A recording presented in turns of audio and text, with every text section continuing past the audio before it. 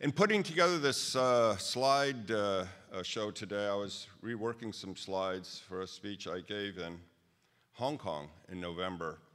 And I thought, you know, let's leave some of the Chinese on here because this is a phenomenon that is really, it's grasping the imagination of the world, this social entrepreneurship, and this concept of we'll search for a meeting, this greater good, whether you manifest it as we saw with Stan last night in terms of the IBM conversations. Let's see here. So this is Calvert's own, we have a trademark on this, believe it or not. Calvert, we're about a $15 billion mutual fund group, and we do a whole variety of activities, and we're the first socially responsible group. This bifurcated world is kind of an interesting conversation we already had this morning. I think someone was telling me, actually it was George Soros, who he was kind of older and kind of believes make money here and then do good here. And I sometimes feel like, well, you can't exactly, you know, Monday through Saturday you be this tough kind of self-motivating, self-interested businessman, and then on Sunday you're holy. I think there's this desire to more integrate.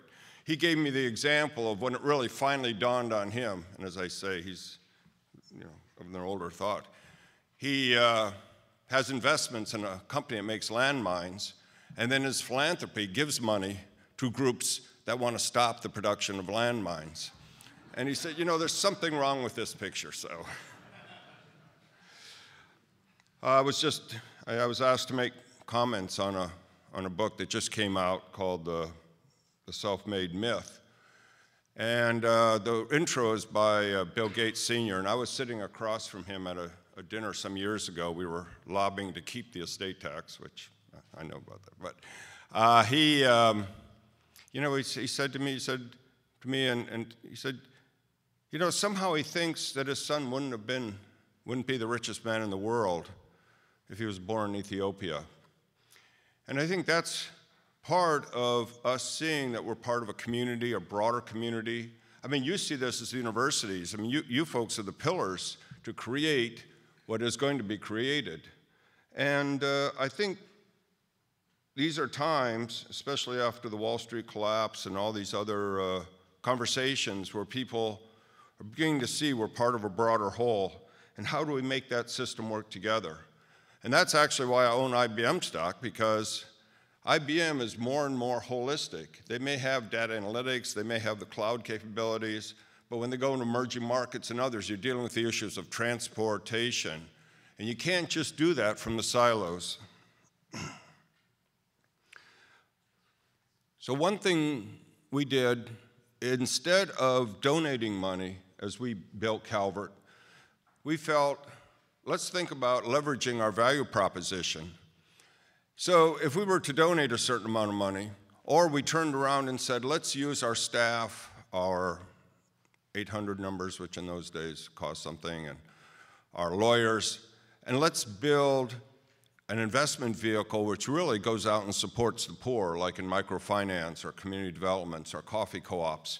And so we created Calvert Foundation, which now has everything from affordable housing. We do a lot of community development financial institutions. Citibank just gave us over $100 million to invest in the Cities at Work Fund, fair trade, and so on. But the point is, each company, something I believe, each company, no matter how it may, you know, be a certain kind of industrial, this and that, has an inherent value proposition that sometimes could be levered in a greater way than just donating money. I mean, Google.org is a perfect example that originally they were thinking about giving away money to these various causes, but then they realized that Google itself has the ability to touch and reach out and leverage more of the, you know, do good things that if you had to build that would cost 4 or 5 times as much.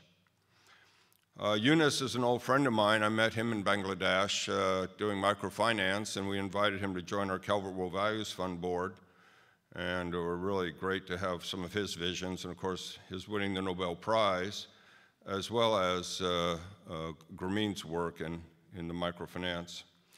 So overall, the strategies of our corporate social responsibility, our socially responsible investing, goes into taking ownership of the companies in which we invest, advocating as a shareholder, doing some of this community investing where we actually were the first mutual fund to say, we're going to get a below market return, but you know, somehow if everybody did that, if everyone said we're going to spend some time developing issues of social justice, sustainability, we're going to think about that, somehow the rest of our investments in this world is going to work better for everyone.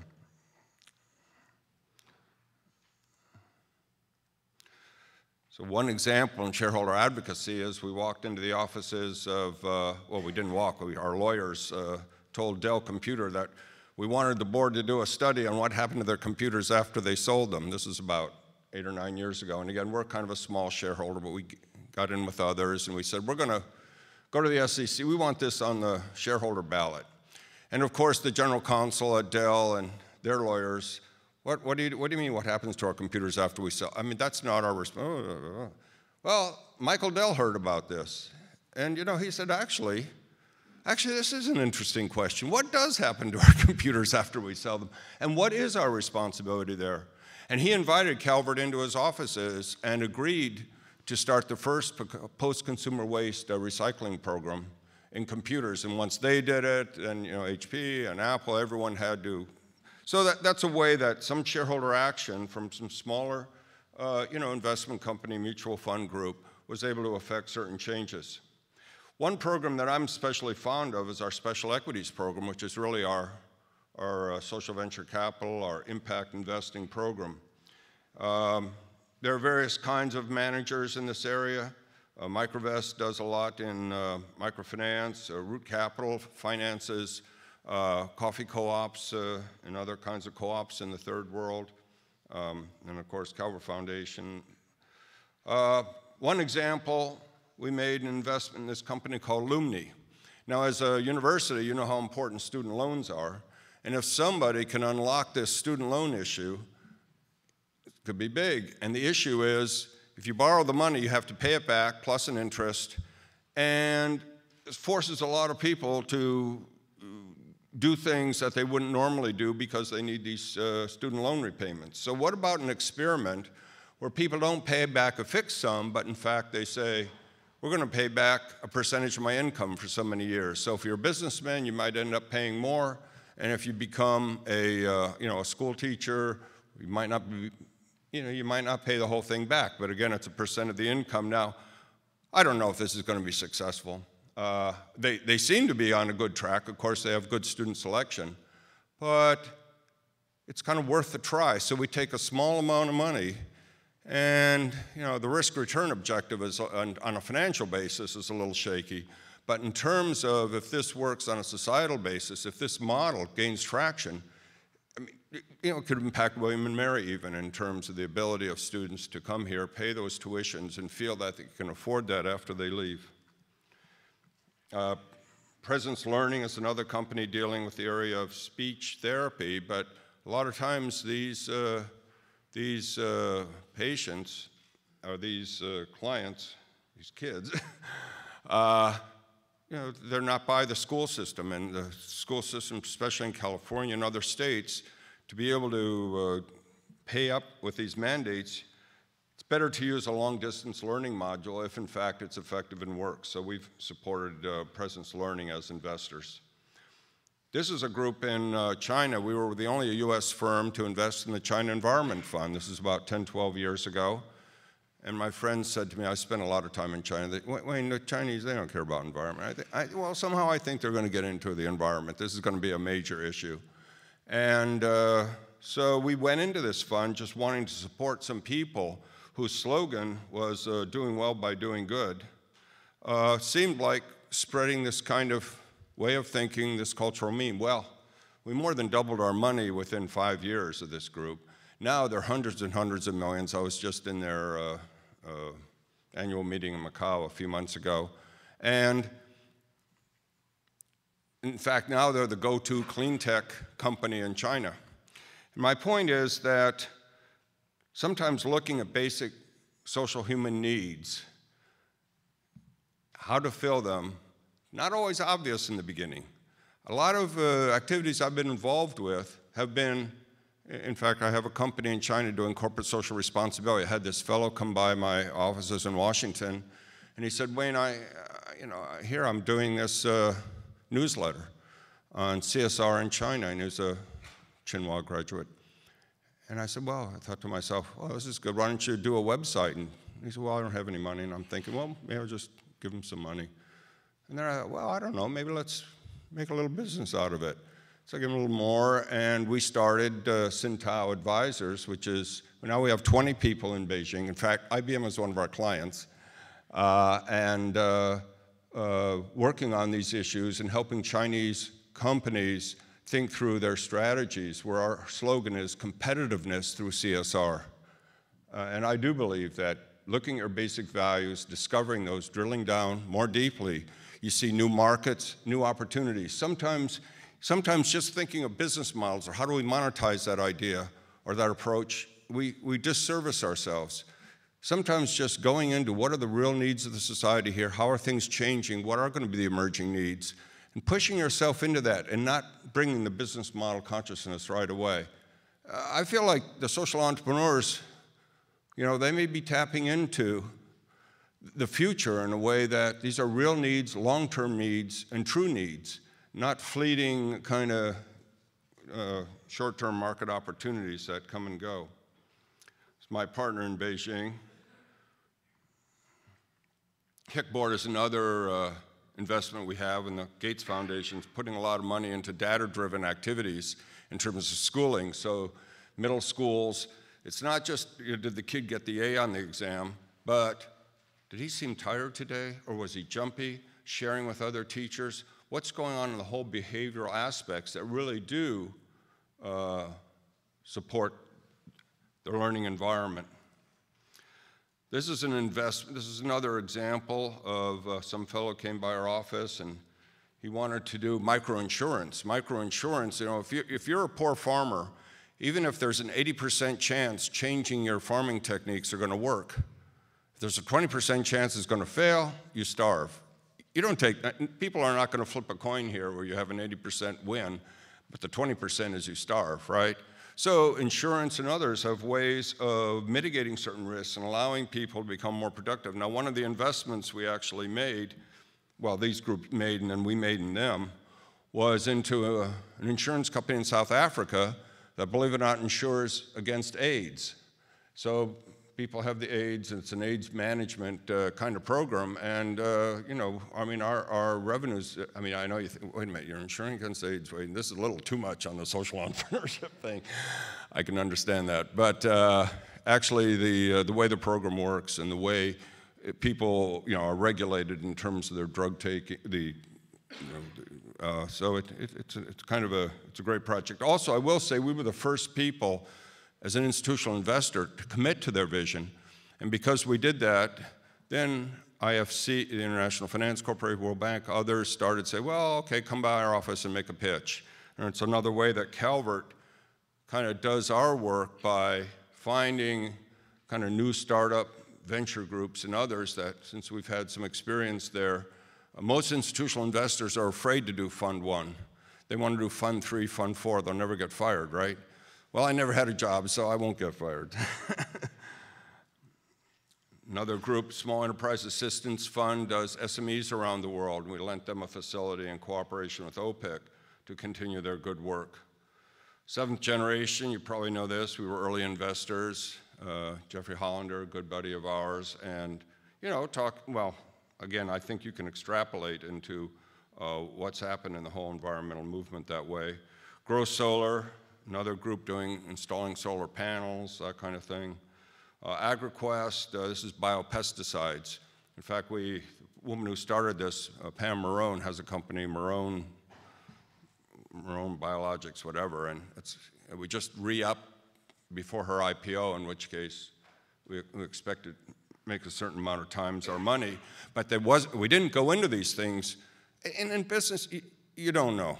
It's hard. Yes, we have to have some models in the spreadsheets and whatever the expenses go.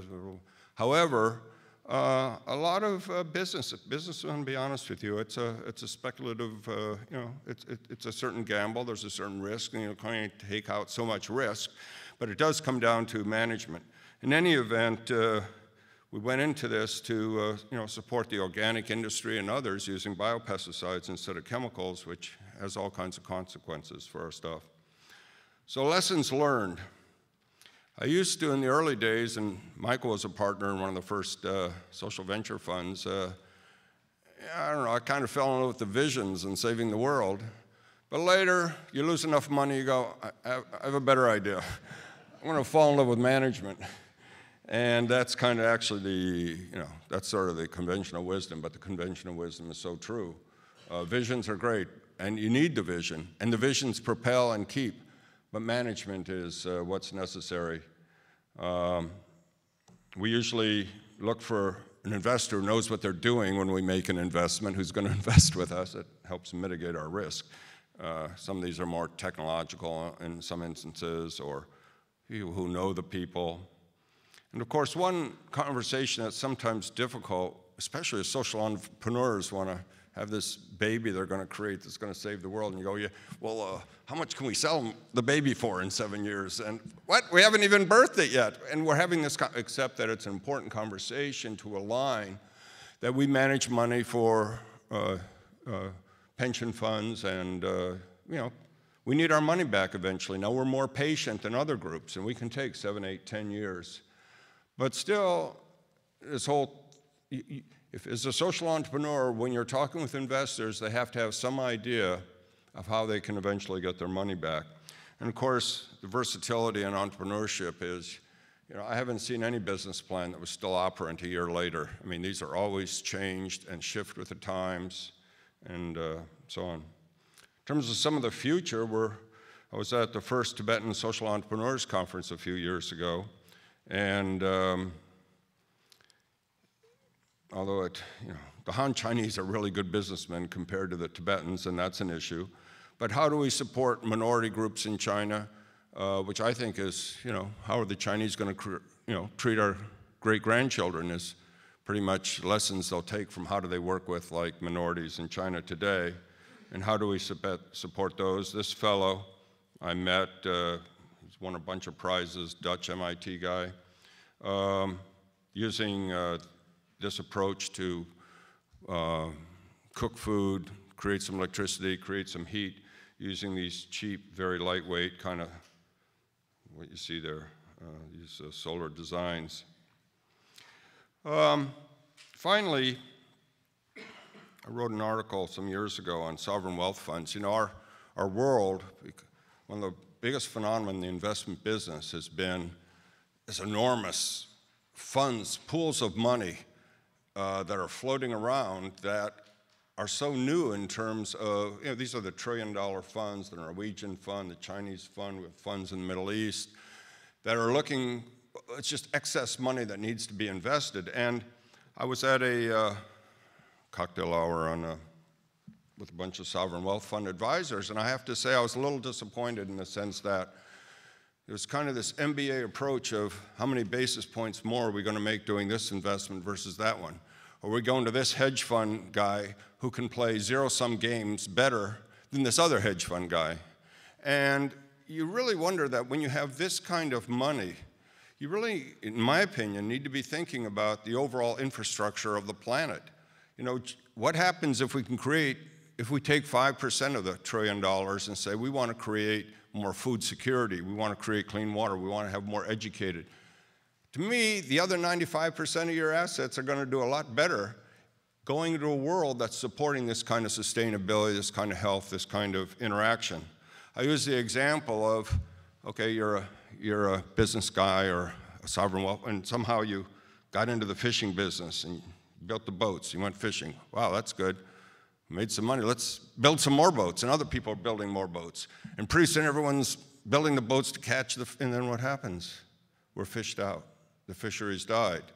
So it's kind of like we need to have in reserve a way to think about the whole system, just as I think, IBM has a great opportunity to think about the whole system, and ways to, in a sense, go slightly out of the way to really think about this holistic approach to investments and what the planet needs.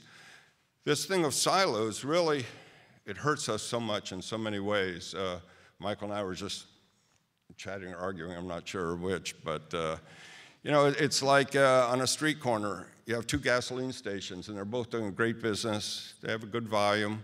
Our capitalist system says, oh, let's build a third gasoline station, even if there are no additional cars, because the rate of, you know, the ROE is still there to like just squeak by. So then you spend the money, you hire new people, you spend money on new equipment, the land, the this, and now everybody's ROE was squeezed down to just sort of, you know, competitive, whatever. And wouldn't that money have been better spent by offering scholarships to William and Mary students?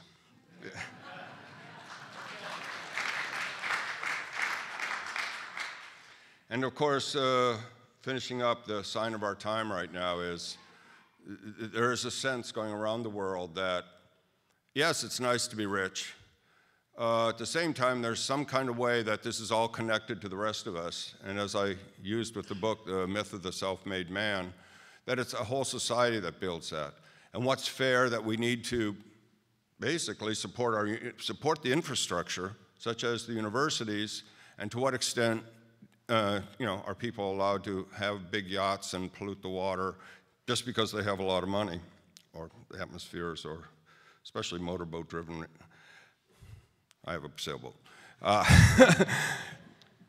So this is a big conversation that's in play, and I think it's incumbent and an opportunity for all of us, no matter almost what business you're in, to think about how you can go a little out of your way and build this world. I mean, you know, Forbes, I love that one page that they did on homilies, nice sayings, moralistic instruction, just like the feel good, what it's like to be human. You know, I'm telling you, in my life, and I've been a subscriber for most of my life, and you know, what did it cost you? Almost nothing, right, to put that page in.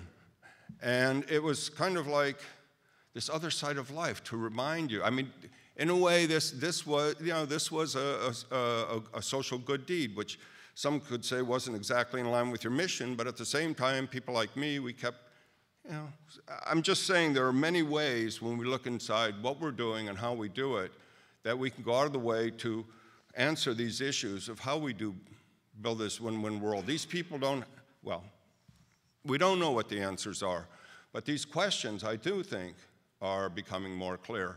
And so it's so exciting to be here today because,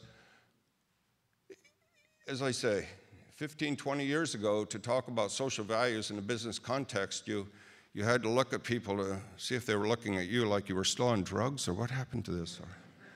Times have changed, and as Stan said last night, if you just want to be very practical, in business, talent is number one. And if the talent wants to go in this direction, and you want the talent, you need to have these conversations. But I firmly believe that once you have those conversations, whether you're a small or large company, or an entrepreneur thinking of an idea, that focusing on this holistic social need, where is the world going? What are the real needs? There are business models there you'll discover, and there are ways to be in business and create sustainability, and to also make your companies more competitive and discover new markets. But again, mainly, it's the right thing to do. Thank you.